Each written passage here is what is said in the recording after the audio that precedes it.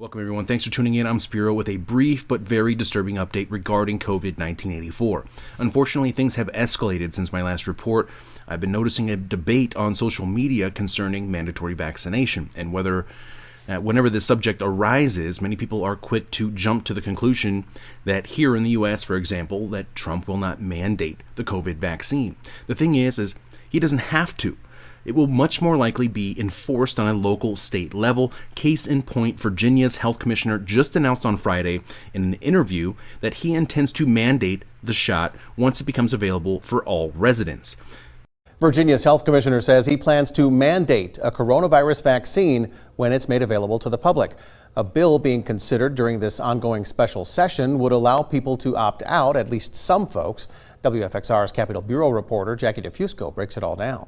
If you presumably still are the Commissioner of Health when a vaccine is made available to the public, do you intend on mandating it? Yes. Commissioner of Health Dr. Norman Oliver says he strongly opposes a bill that would allow people with a religious opposition to opt out of an otherwise required COVID-19 vaccine. It's killing people now. We don't have a treatment for it. And if we develop a vaccine that can prevent it from spreading in the community, we will save hundreds and hundreds of lives. Currently under state law, only people with a medical exemption could refuse a mandate. Dr. Oliver says he doesn't know what the punishment would be for noncompliance. I think the overwhelming majority of people would, in fact, respond well. A new poll suggests more than 1 in 3 Americans aren't interested in getting a coronavirus vaccine. Though health officials say it will be safe, the speed at which it's being developed has spooked some Virginians. Chesterfield mother of 3, Kathleen Madeira, says for her, it's a matter of medical choice. This is not a Republican or Democrat issue. It's not a pro-vaccine or anti-vaccine issue. For me, it's an issue of being able to assess each vaccine for myself and my family one at a time. Dr. Oliver says in the case of the coronavirus, public health should take precedent over choice. He shouldn't actually be the one person to make a decision for all of Virginians. In that news report, it mentions the Virginia Public Health Commissioner opposes a bill that would allow religious exemptions to the vaccine. Recently, the Pope himself weighed in on the issue and stated that he backs a universal COVID vaccination for all, saying it shouldn't only be rich nations who have access to this experimental shot. And I would agree to that to a large extent, or a certain extent. For example, if people want to have access to the vaccine, okay, then they should have access to it regardless of where they live. But I believe that people should not be forced. And in my view, the Pope weighing in on this is a move that is meant to reinforce the elimination of the religious exemption, to make it even more difficult to legally refuse the vaccination. Although some church leaders have urged Catholics to reject the COVID vaccine, the ones that are developed using cell lines from aborted fetal tissues from aborted babies. Now, in the previously mentioned local news report, the health commissioner stated that he wasn't sure what the penalties would be for those who refused the mandated shot. But in Nashville, Tennessee, a city councilwoman recommended attempted murder charges for those who refused to wear a mask. In Greece, strict penalties for those who violate the penal provisions for the spread of infectious diseases are now being enforced, and violators could spend up to life in prison for the most extreme circumstances relating to violations of the coronavirus quarantine. In Australia, police raided a man's home and removed him from his family by force and forced him into quarantine because he refused to take a COVID blood test at a checkpoint. Do you see how quickly this is escalating? Attempted murder charges, life in prison, and police forcibly removing people from their homes. And the vaccine isn't even here yet. All of this for a virus with a 99+% survival rate. A virus that a renowned European scientist claims was engineered in a Chinese lab. He also stated that that an effective vaccine was unlikely. And this is according to Italian professor Giuseppe Trito, who is no conspiracy theorist. He is internationally renowned and respected expert in biotechnology and nanotechnology. He is also the president of the World Academy of Biomedical Sciences and Technologies, which is an institution that was founded under UNESCO. He said the exact same thing that Professor Francis Boyle said 3 separate times when I had him on my show that the virus was genetically engineered. Both of those experts believe that the virus leaked from the level 4 bioweapons lab in Wuhan, China. It has come out since then that the U.S. was funding this research there in Wuhan, China, previously funding it at the University of North Carolina. Then a moratorium was placed on that research, so then they moved the program to Wuhan, China. This is on record. Dr. Tony Fauci's agency under President Obama was funding this research. Now they're blaming, are justifying the lockdowns due to this outbreak. Now, I personally think that it may have been released intentionally. For those of you who believe that there is a virus, at the World Military Games in Wuhan, China in October late last year. Now, the reason I believe this should be investigated further is because of the timing, the same day that Event 201 took place, and the location. Wuhan, China, which is widely, we're told is ground zero of this outbreak. Not to mention that many of the athletes who participated in the games in Wuhan, China got very ill upon returning home. And also because of the pre-packaged agenda that is attached to this crisis that we are seeing roll out very quickly.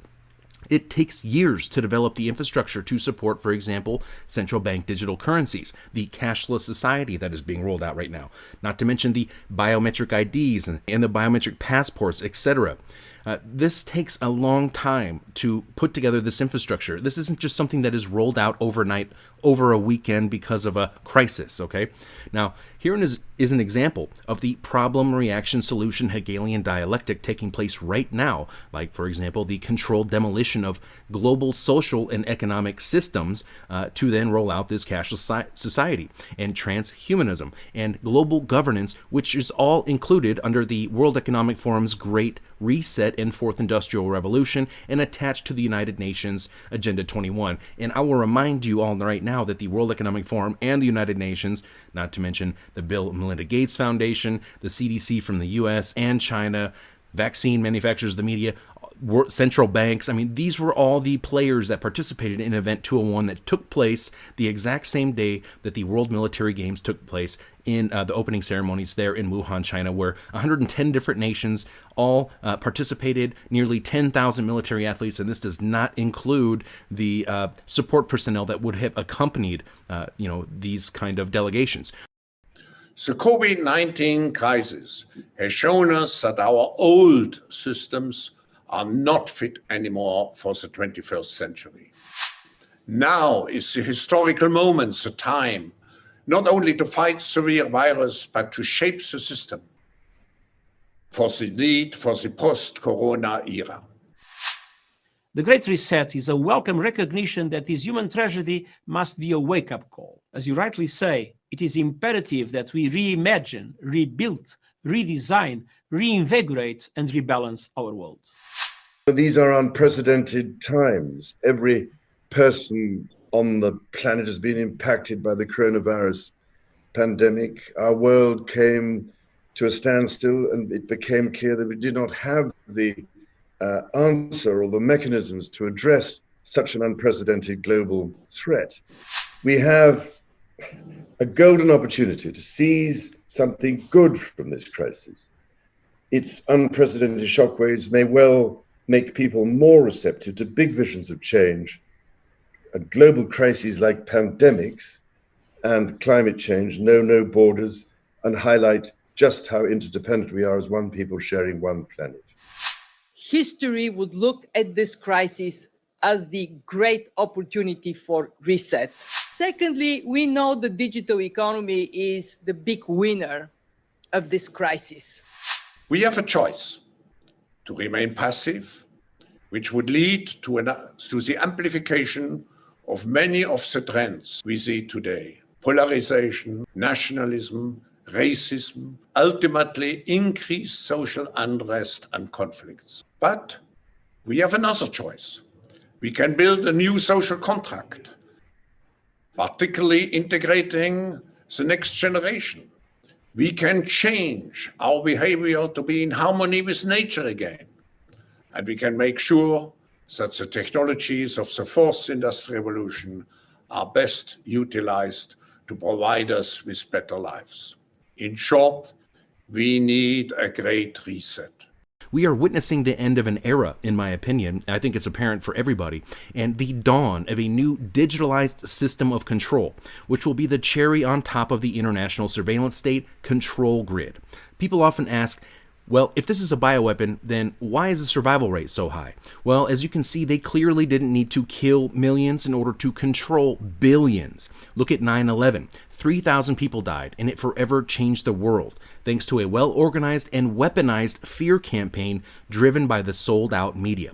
Of course, millions have died in the wake of 9/11 and the perpetual wars that remain until this day. And yes, depopulation is the endgame goal. These social engineers are eugenicists at their core, and I'm concerned that a more deadly virus may be intentionally released as we approach what could potentially be the perfect storm as the vaccine arrives, as the U.S. presidential selections take place, as we enter flu season, to reinforce that fear and justify the vaccine mandates. We've heard Bill Gates warn of pandemic 2 and all of this second wave narrative that has been swirling and being propagandized for months. And yes, the last part of this report is mainly my analysis, but it's based on history, and it's based on facts. It's based on what we are seeing take place, and putting together the pieces of the puzzle is certainly necessary right now, because it certainly appears that we are following a script. Feel free to chime in with your thoughts below. We all need to analyze what is taking place right now, because the window of opportunity to prepare and resist is closing. The amount of tyranny we will live under is the exact amount we will accept and put up with and tolerate. We must resist COVID-1984 like our life depends on it, because there is a good chance that it does.